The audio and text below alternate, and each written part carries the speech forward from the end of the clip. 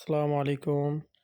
আজ আপনাদেরকে আমি রবীন্দ্র কাছারি বাড়ি ঘুরে দেখাবো। এটা হলো টিকিট কাউন্টার। এখান থেকে টিকিট নিতে হয় ৩০ টাকা করে পার পিস। তবে ৫ বছরের কম কোনো বাচ্চার জন্য টিকিটের দরকার পড়ে না। বিদেশি দর্শনার্থীর জন্য টিকিট মূল্য ১০০ টাকা। সিরাজগঞ্জ জেলার শাহজাদপুর থানা সদরে শাহজাদপুর বাজার সংলগ্ন স্থানে রবীন্দ্র কাছারি বাড়িটির অবস্থান। ব্রিটিশ আমলে নীলকররা এই কাছারি বাড়ি নির্মাণ করেন। 1842 সালে প্রিন্স দ্বারকানাথ ঠাকুর প্রথম ইংরেজদের কাছ থেকে কাছারি বাড়িটি কিনে নেন।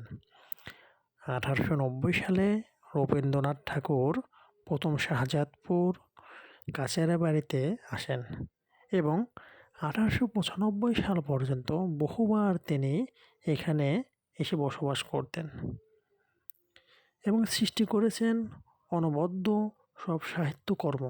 প্রাচীন ঐতিহ্যের ধারক বাহক এই ভবনটি জাদুঘর হিসেবে রূপান্তর করা হয়েছে।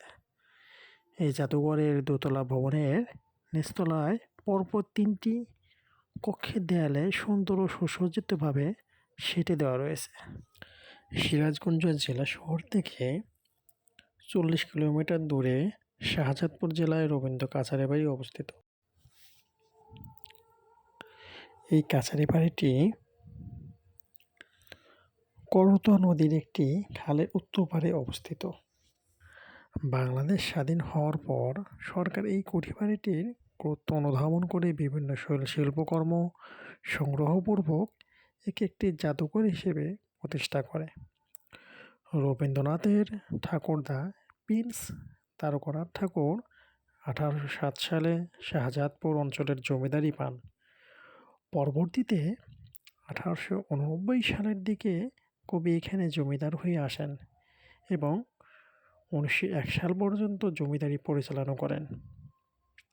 শাহজাদপুরের জমিদারি 1840 সালে নিলামে উঠলে রবীন্দ্রনাথ ঠাকুরের পিতামহ প্রিন্স দেবেন্দ্রনাথ ঠাকুর 13 টাকা 10 আনায় এই জমিদারি কিনে নিয়েছিলেন।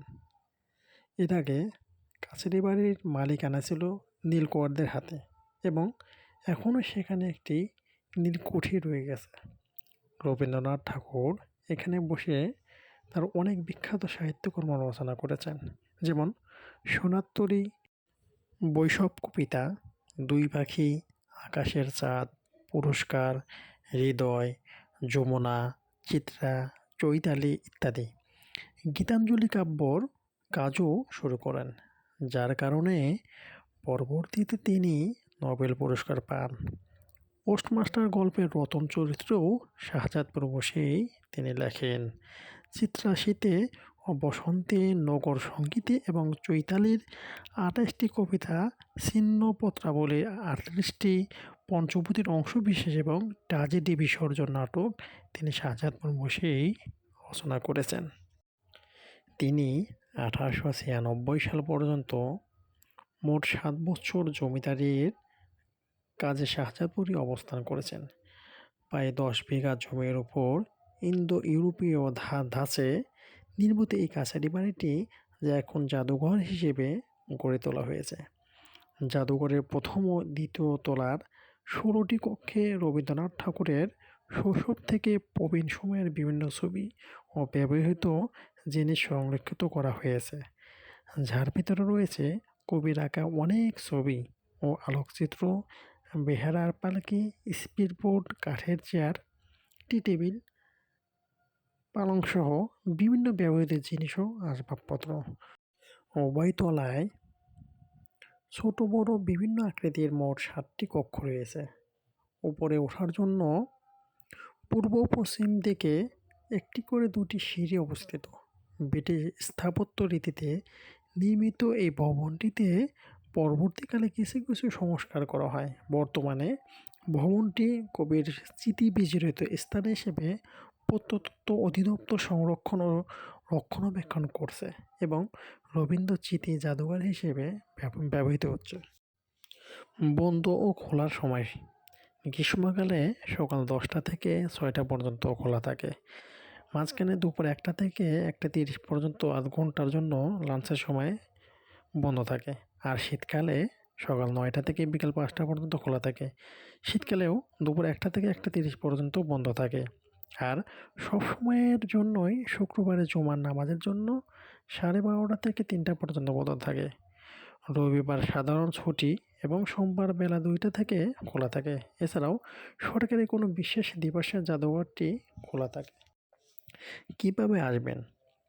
সিরাজগঞ্জ রোড থেকে শাহজাদপুর বেসিক বাস স্ট্যান্ডে নামবেন। সেখান থেকে 10 বা 15 টাকা রিক্সা ভাড়া নেবে। ইচ্ছা করলে পায়ে হেঁটেও রবীন্দ্র কাছের বাড়ি আসা যাবে। এখানে ফাঁকা স্থান ও সুন্দর বাগান আছে। বাগানে ছবি তোলা সহ আশেপাশে ঘুরে সুন্দর সময় কাটানো যায়। শাহজাদপুর জমিদারি একদা নাটোরের রানী ভবানীর জমিদারির অংশ ছিল। প্রতিদিন শত শত দর্শনার্থী বেড়াতে আসেন এই কাছের বাড়িতে। শাহজাদপুর রবীন্দ্রনাথ ঠাকুরের অত্যন্ত একটি প্রিয় স্থান ছিল। এখনও যারা এখানে আসেননি তারা ঘুরে যাবেন এবং আমার পেজটি ফলো করবেন প্লিজ।